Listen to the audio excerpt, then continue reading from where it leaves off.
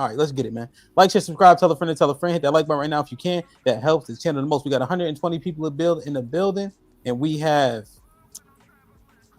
64 likes. Let's make the likes match the viewership.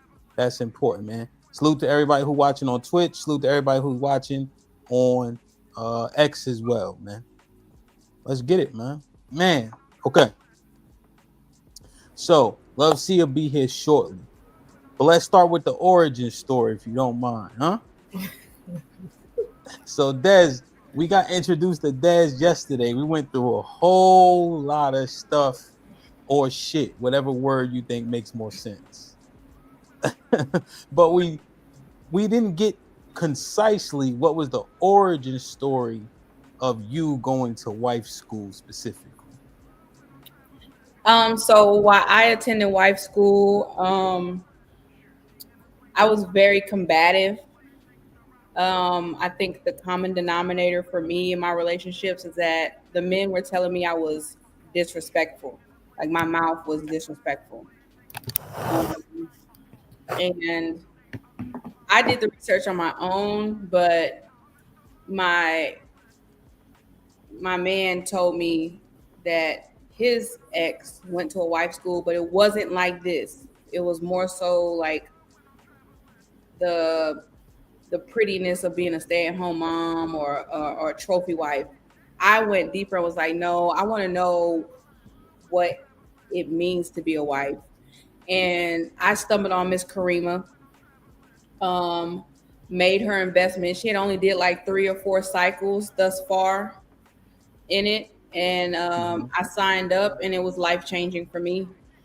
It was life changing for me. It allowed me to operate in spaces with men in a more feminine and soft and respectful way.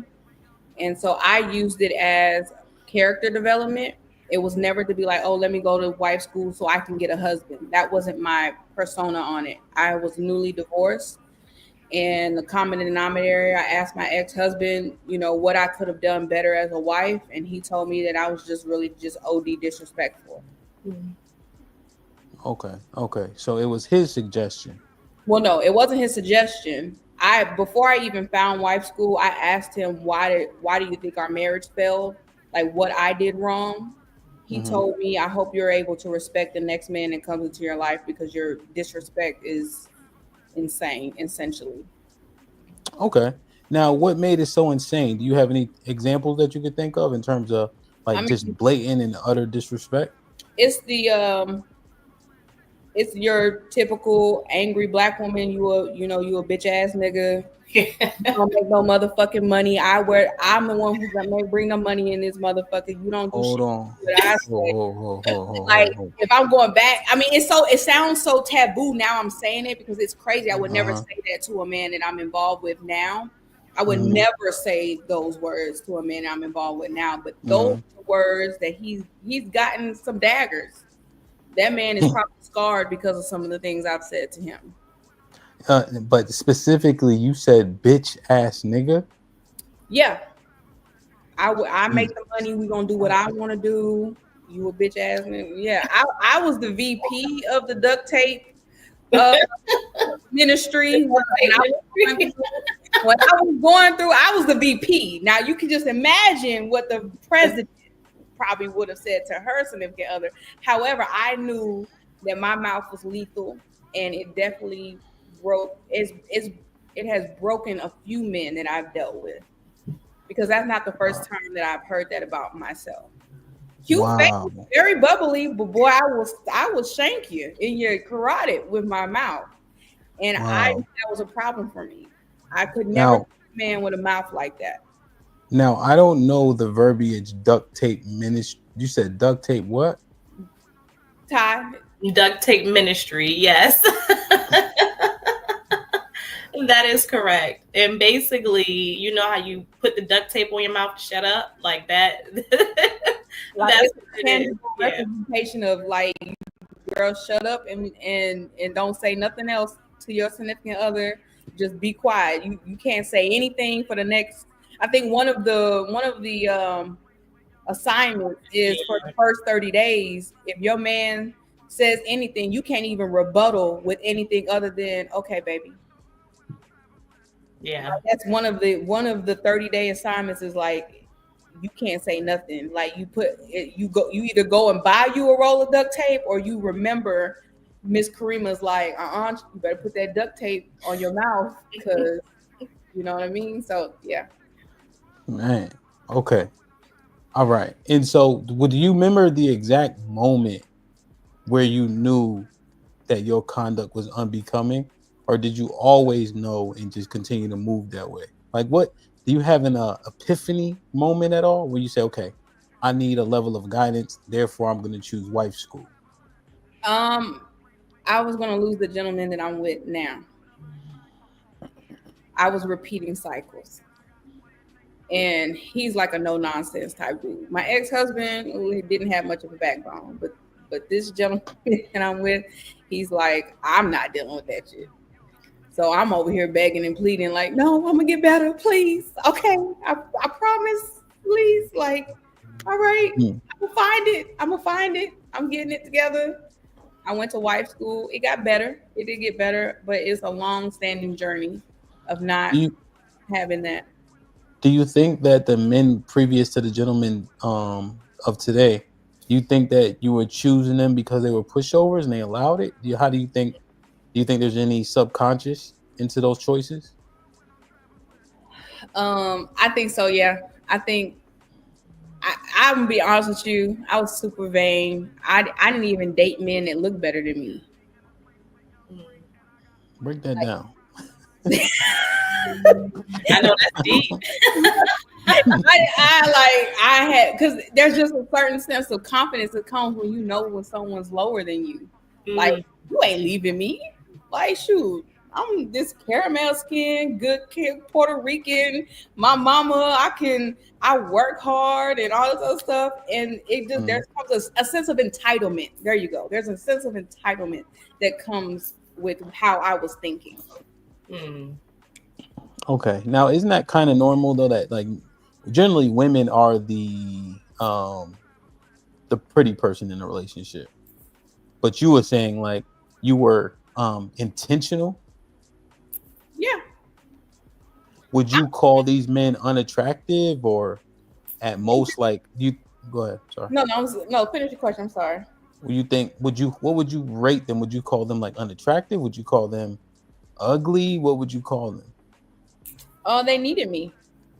I brought a sense of I brought a sense of like security to their life. Like they knew Des was gonna go out and get a bag. They knew Des was gonna be tip top shape when we were around our family members. They knew Des was gonna take care of the children and the responsibilities and make sure things ran like a type ship. But they needed me, and I needed to feel needed. I was never the person in my life that could just exist. And because of who I am, like I'm a whole vibe. But I was the type of person that worked for my position in any and everything. And to know that someone needs you and they can't go and do better without you, there's a sense of like dictatorship that goes with that. Damn. Okay. Now, just because you mentioned it yesterday, so I want to reconcile the point when you're saying like these men couldn't look better. Because I noticed you said that you had substantial weight loss, Hmm. but this was before the substantial weight loss. This was still the attitude. No, it was yeah, it was, but I had reached a height of weight that when I was in the marriage, but when my ex husband got to me, I was right out of high school. So I was an athlete, tip top shape, everything was tight, right? You get into a relationship and you get into your freshman 20 and stuff like that. So the weight gradually packed on, and then I had my first kid after my sophomore year. Okay. So the weight just stuck, and then there was then my insecurities came to the light. Okay. Um, I Was he was but he a bigger guy? no, yeah, he was a bigger guy. I always Okay. date bigger guys. Um, and they Would could. people call him fat? Oh no, he's definitely out of shape. Okay. Okay. But that was something that he was fine. He's like one of those big country guys that rub their belly like, "Ooh, I just put away that rack of ribs." Like that was him. Yeah.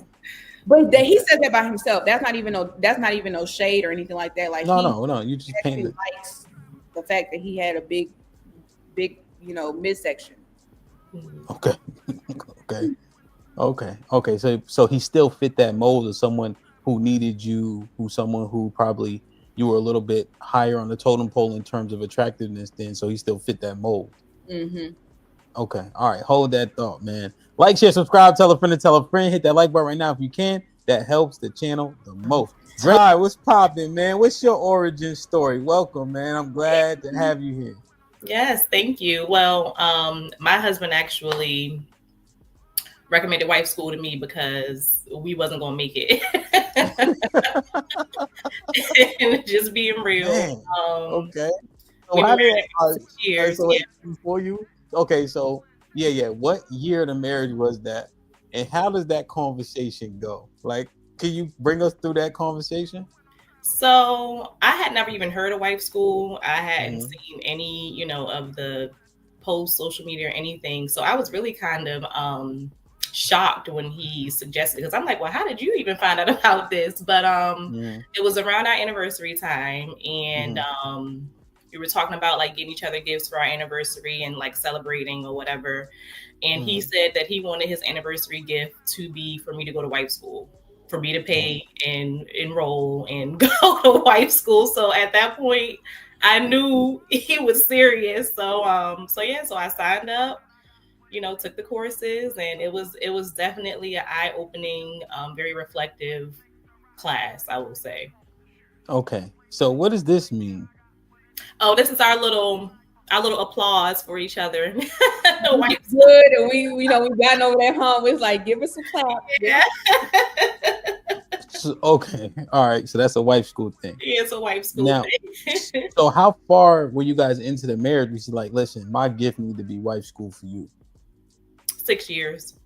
6 years in. And the volatility must have been at an all-time high. Yeah. What was the crux of your issues? The same, just being very combative, not being submissive enough, like, to his standards. I come from a very long line of strong women in my family, so I've never been a type to be like submissive or meek, when it comes to men. So that was pretty much the brunt of my issue. Okay. Did he get bitch ass niggas from you too? I don't think I said that quite. Damn. I've never said that exactly, but I mean, I have cursed him out a couple times, or said things that were not so nice in the height of an argument. Damn. So you cursed them out, like what does that sound like? Like, curse me, like how is it? Like, can you replay it? I can't even. I'm trying to think. The most I'll probably say is like, that's some bullshit, or I don't like the kind of shit you on right now, or something like that. Like, it's not even. I didn't say that much. Oh, so you wasn't like, nigga, fuck out of here, like shit like that. No. Okay. Oh, okay. Damn. Where did he hear about wife school from? Go ahead, Des. You want to say something? No, I was just gonna say, like, the women from New York be like, are you dumb? Yeah. So, like, are you dumb? I might have said something like that. Like, okay. That's damn, yo. Like, are you dumb? Are you dumb? That's sharp. Yeah, that's sharp. Yeah. Because it's just like, yeah, nothing you saying matters. Like, and so where did he hear about wife school? Do you know? I think he found it on social media. Yeah, just found it on social media. Man, I'm just thinking though, right? It must have been that volatile at that point where his algorithm had that in there. Right. You know what I'm saying? In hindsight, was he justified? Yeah, I will say. Yeah, I will say. And it's crazy because when I went into it, I'm not gonna lie, I was like, all right, I'm gonna do this, but she ain't gonna be able to tell me nothing about myself because I know I'm right. Like, you know what I mean? Like, went in with that kind of mentality. And I remember the first class, I was just like, wow. Like, I felt like she was in my house with the kind of stuff that she was addressing and saying. So yeah, definitely. Okay, man. Okay, so it was impactful from the first class. Mm-hmm. It's like she was reading your mind, the things that were happening. Yeah. Um, what made you pick that wife school specifically? Well, I think he sent me that one specifically. Like I think he sent me like her social media Okay. page or post or something like that. And honestly, I didn't do much research. Like I said, I just signed up for that one. And I think when I signed up, the next session was starting in like a week or two, so I had signed up like just in time to start right away. But yeah, and I mean it worked. So I feel like I also believe that everything happens for a reason. So the fact that he saw it, it came across his timeline, he sent it to me, and then I joined. Like I feel like that was all aligned. You know what I mean? So. Yeah. Okay. Yeah. The timing is everything. Hmm. Let's. You mentioned something, Ty. So I want to ask you and Des both. Um, your origins. I know you said that you come from a long line of quote unquote strong women. Hmm. Um, if we substituted strong for uncooperative, would that be unfair? I would say weak. Miss Karima says weak women come from a long line of weak women. Weak women can't submit. Strong women can. That's good. Yep. Damn. Hmm. Weak. And it makes them weak. Why? Just like how is it spelled out for you guys? Not being disciplined enough to respect your man unconditionally. I would think that Yeah, would be the biggest thing. Ty can elaborate or add to. I agree. I just feel like it's just easier to pop off. Like we was just talking about. Like it's easier to just go off. It's much harder to bite your tongue, to be submissive, and to let the man lead. Um, it takes a strong woman to do that. Mm. But is it only rooted in strength because she was taught incorrectly? That's good. Okay. Yeah, I think so. I think so. Mhm. Like when you're taught and trained a certain way, it's kind of hard to recondition and rewire your mind to think differently. Especially at this big Mm. age. We adults, kids, married a couple times maybe, like and then it's like now you want me to change? I Um, would say groom, Ty. Like groom, not more so taught. It's just what you saw and what you were groomed to see that what was the normal. You know what I mean? I don't right, think my Mhm. mother actually set me down and said, when your husband don't do right, you call him a bitch ass nigga. You tell him he ain't worth shit. right. I think it's something that was just groomed in a household of things that weren't quite like ideal. Bills may not be paid on time. You're not communicating effectively. The EQ is low. The IQ is low. I think it's just a grooming, and you're just a subject of your environment. I don't Yes. think any woman, grandmother, aunt, or indifferent was like, yeah, you tell your husband, fuck you, you ain't shit. I run this, or are you dumb? Like, I don't think any grandmother ever told their granddaughter that's how you're supposed to treat your man. Yeah. Okay. Do you guys come from a household with were your mothers and fathers together? I'm divorced. I'm a product of the divorce household. What age? 13. It was 12 or 13 for me. Okay. Ty? So for me, my parents were never together technically. Well, like high school. But my mom remarried, so I grew up with my stepdad from the age of like 3. Okay. Okay. So you grew up with your stepdad? Mm-hmm. Was your father around? Off and on, we've never had the best relationship. Okay. Now Okay. I haven't talked to him in years at this point of my life, so it's always Hmm. been kind of off and on with us. Okay. Do you think any of the, let's say, the behavior that's unbecoming is rooted in those type of dynamics, like not having the father there or the father consistently, or do you think that's a misnomer? For sure. I think that definitely contributes to it. That or a passive man that doesn't have like a Well, voice. father first, father specifically first. What do you think about that dynamic? Like not like the father being there or being there inconsistently. Do you think that plays a part? Yeah, I think that plays a huge part. I think that plays a detrimental part to Mhm. it. Okay, okay, okay. And then what were you gonna elaborate on, Des? I was gonna say, and if the man is in the household, but then the wife is this very astringent, unruly, then that adds to like, well, that's the dynamic I grew up in. Shoot, my parents did just fine. Like they probably, Yeah. but you don't really realize how miserable that man is and how he's just existing in a space. I think there's a Bible verse that Miss Creamer brings up. It's better to be in the corner of a room or a corner of the house than to be uh, with a combative woman or something like that. And then there's another scripture that says a quarrelsome woman is like a drip of rain dropping in the same spot consistently. It just eventually it's just annoying and it's just cumbersome. You know what I mean? Yeah. Okay. Okay. Okay.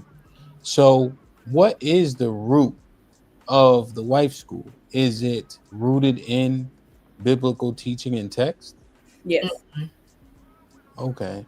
Do you guys have like specific verses or chapters or books? Well, she's it just depends on what she's teaching. So she goes through different like modules. We'll go Yeah. through 6 weeks worth of modules, and she talks about praying for your husband and what prayers directly talk about praying for your husband. It goes into how God sees marriage, why God Mhm. created marriage, what Satan's mo on destroying what marriage is. She don't tell nothing that's not book chapter and verse. She don't spit her own things. Of course she talks about how she was as in her first marriage because she's been remarried to a nice gentleman, and they're very tapped into ministry and helping the community, but she does not divulge in things that do not go into what God says in his word and his manual. Mm-hmm. Okay. Okay. But does she give you book chapter verse? Yes. He does. Yeah. Says Does she ask you guys to memorize them or like she asks us to take them like vitamins every day and repeat them so that we know, and it's to retrain. She does ask for those things from us. Yeah. okay. I don't got to But memorize those, so don't ask me. okay. Okay. Okay. Yeah, cuz I because when we say that it's deeply rooted in the biblical text, right? Those references should be there, right? They should be ingrained. Now, I think that I'm sure they went through them. Like I even saw on the website Proverbs 31. We actually did a more of a deep dive into Proverbs 31. And Proverbs 31 isn't this assumed submission. In Proverbs 31, she works hard, she hustles, there's a whole lot that she does. So I know the Bible pretty well, so I won't I won't be too critiquish on the fact that we don't have the verses memorized. Hmm. But I think I understand it. What was the biggest takeaway that you can remember, regardless of book, chapter, verse, from the Bible? Would you say, like, what was one of the biggest takeaways from the scriptures? Even I'm not asking you to recite them, but like, what was one of the biggest things that you remember that was rooted in the Bible that stuck with you? Would you say? Look, I'm looking at my notes. So I feel like I Yeah, have. I'm looking at my notes too. I have a whole journal dedicated to wife school and being a wife Yeah. school. There's one verse that I fell in love with, and I don't remember what module or what week we went into that. Hmm. But it says I'm gonna summarize it because I don't know it. However, what it says is that when a woman becomes a wife, she cannot worry herself with the things of the world. That she's only supposed to worry about things that in her marriage. And then it says vice versa for the husband. A husband cannot worry of the things in the world. He has to tend to his wife. Mm-hmm. In that scripture, what that meant to me is nothing else matters but this union. And then what in addition to that, what Miss Creamer says is God created marriage for godly seed. It wasn't to have the biggest engagement ring. And I think I said this yesterday. It wasn't to have the fattest wedding, the most beautiful dress, the most dope honeymoon. It wasn't even for you to have matching last names. It's so that you can go out and make more stewards of the scripture of God. Like God wants you to bring more people to Him and make more people. So if you have two people Hmm. who are anchored in God's doing, you're going to produce more for God's doing, if that makes sense. Okay. Yeah. So where you're at in the Bible is First Corinthians 7. Is that? Let me see. Um, you'll be able to find it. I think you're in verse Yep. 32, 27 or 30, 32 30, through 32 or 32. 34. Yeah. Okay. So yeah. So I just think it's important for you to be able to find that and refer to it based on exactly how it was said. In terms of what Paul said, I think it's important, to kind of know where that is at all times because there's a couple verses that I reference if I start to waver on particular things. Like Mm-hmm. I'll go to that verse directly to kind of put me back where I need to be. Mm-hmm. And when I go and intentionally read it, even though I have it memorized, it has a different impact. Mm-hmm. You know what I'm saying? So I would recommend that you have that same, bookmark it to a point where you'll be able to flip to it. And I Yeah. intentionally go get one of my 100 Bibles and flip to it, Mm-hmm. right? That the action is intentional, right? So that, you know what I mean? So I get a little bit more out of it. It could be just me, No, but that I makes do sense. that intentionally, People still like the feel of paper. That's why I Yeah. journal Mhm. every day. You know. Yeah, yeah, 100%. Ty, anything that sticks out to you specifically? Um. Yeah, I found one that I wrote in my notes, and I think this was early on because it's talking about what we just talked about in terms of Okay. the combative mouth. Yeah, And it's a gentle answer turns away wrath, but a harsh word stirs up anger. yeah. And Mm, what did you take away from that? that I need to keep my mouth shut. Sometimes Mm, no, but in addition to that, it's not always what you say, but how you say it. Um, so yeah, yeah. Do you think tone matters? tone definitely matters for sure. Yeah. Do Hmm. you think, let me ask you a question, and just so you have your reference, right? Proverbs 15 is where you are. Yep. Okay. So, and if you have the reference, it's good. I just don't make sure that we could give each other that. You know what I'm saying? Yeah. So I got like a good memory, so I can kind of remember like where different verses are. Do you think men are sensitive? Yes.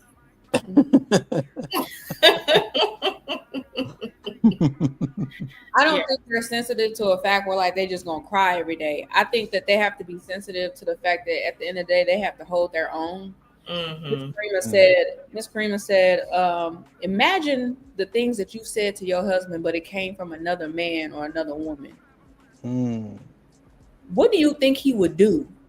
Just because you have the privilege of being his wife, you get a mm. pass. That's still God's son. You Yeah. better watch how you play with God's son.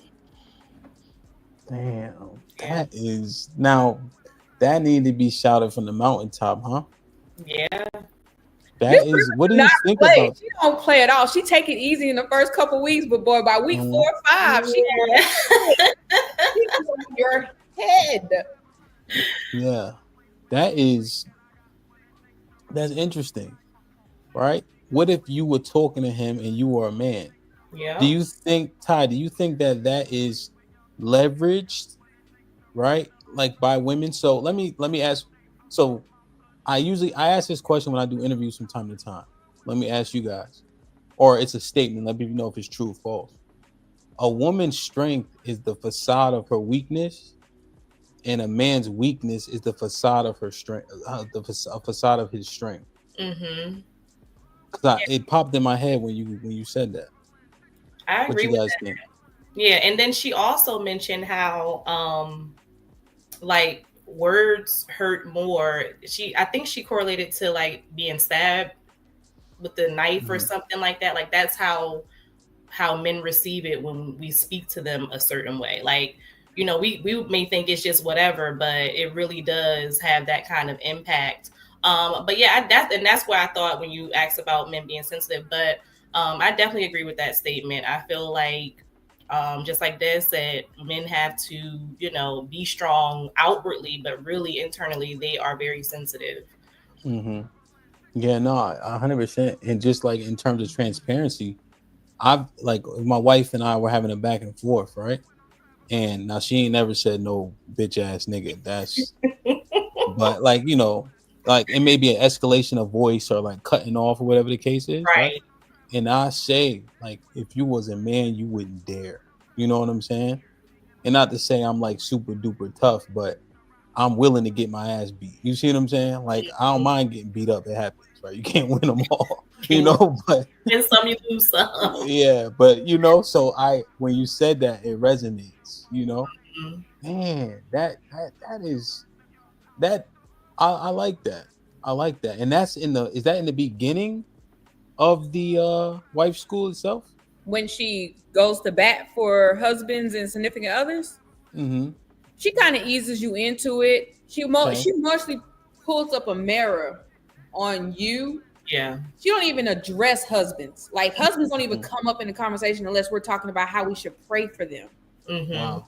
Okay. Like we not worried about what your husband should be doing. I'm here to teach you how to be a Proverbs 31 woman, or at least walk in the light of a Proverbs 31 woman. We don't even Okay. care what your husband could not even have paid the mortgage. We don't even care about that. Mm-hmm. Mm-hmm. We care about how you react and how you respect and how you love this man that you vow to love in front of God and some family members and more people. You know what I mean? Yeah. Wow. She don't even address what your husband is or is not doing. This is not she says this verbatim. This is not husband school. This is wife school. Yeah. Mm. And something else she said to add on to that, I remember Yeah. this kind of stuck with me early on too, when she said that, to your point about it's not what they do. So she said something like, you change your mindset and your behavior, then everything else around you will change, or something like that. So I've just been kind of keeping that running in my mind a lot too, because I used to be like, well, he not doing what he's supposed to do, so why do I need to be up here being submissive? You know, like Yeah. he not doing Yeah. his part. But once I Yeah. changed my perspective, I started seeing things differently, and then stuff started happening differently too. So it's kind of like a domino effect. Okay. So that's actually an interesting point. So he not doing his part, now that you had a different perspective because of the mirror being held up, in actuality, is he doing his part, or was he, or was it being misconstrued, or is it just understand, like, how does that manifest now that the mirror is up? But I would assume that the feeling's still there of something lacking. So what happens? Is it not lacking, or like what's the process? So I think it's like, you know how they say what comes first, the chicken or the egg? So honestly, I think he might have been thinking the same thing about me. Like, well, she not doing what I told her to do and what I asked her from her. So now I'm going to stop doing, you know what I mean? So it's like, which comes first, the chicken or the egg? So at some point, somebody got to be the bigger person. You know what I mean? So like I Mhm. said, once I started doing the little things that he liked to cater to him, I saw changing his behavior. And I'm like, the whole time all I had to do was just a little bit of stuff and I could have, been cool or whatever. So yeah, I'm not really sure, but I think that that's probably what happened. Okay. Okay. Okay. Interesting. Okay. Like, share, subscribe, tell a friend, and tell a friend. Hit that like button right now if you can. That helps the channel.